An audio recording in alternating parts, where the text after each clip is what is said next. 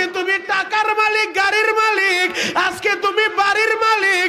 নরসিংদী শহরে বাড়ি আছে, আজ থেকে 20 বছর আগে এত টাকা তোমার ছিল না রে ভাই।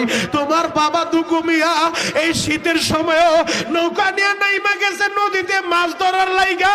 তোমার বাবা দুগু মিয়া পরের আলু খেতে, পেঁয়াজের খেতে, পরে ধান খেতে কামলা দিছে রে ভাই। অসুস্থ শরীর নিয়ে এমনও সময় গেছে বাবা অসুস্থ, সকালবেলা কামে চইলা যায়, মায় ডাক দিয়ে বলে অসুস্থ অবস্থায় কই যান? তখন বাবা কি বলে জানুনি? আমি যদি কামলা না দেই, আমি যদি মাটি কাটতে না যাই, আমি যদি মাছ ধরতে না যাই, আমার ছেলের স্কুলের বেতন কে দিব? ওর পরীক্ষার ফি কে দিব? আমি যদি কামে না যাই, কে সংসারের বাজার করব? যুবক রে, যেই বাবা এত কষ্ট কইরা তোমার লেখাপড়া করাইল, আজকে টাকার মুখ দেখা এখন বাবারে চিনো না। যেই বাবা এত কষ্ট কইরা বাড়ি বাড়ি ঋণ কইরা তোমারে বিদেশে পাঠাইছে, এই আলোকবালির অনেক ছেলেরা প্রবাসে থাকে।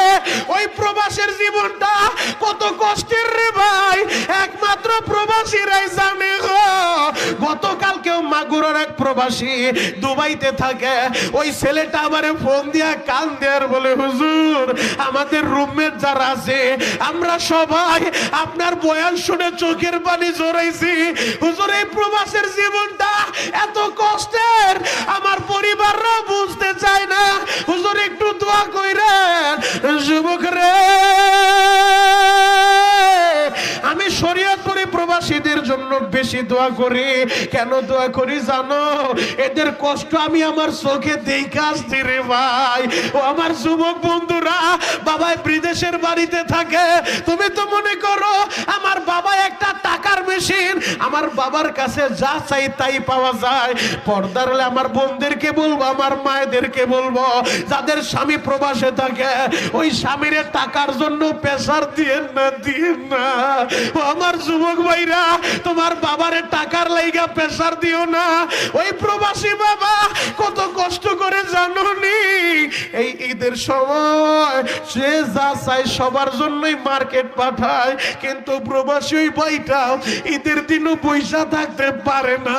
ঈদের দিন অনেক প্রবাসী ডিউটি করে, ঈদের দিনও অনেক প্রবাসী সারাদিন কাজ করে রে ভাই। এমনও সৌদি প্রবাসী আমি দেখে আছি, 2 মাস আগেও তো আমি মক্কা মদিনা থেকে আসলাম রে ভাই। আহারে, ওই মক্কা মদিনায় হেরেমে গেলে দেখা যায় কত প্রবাসী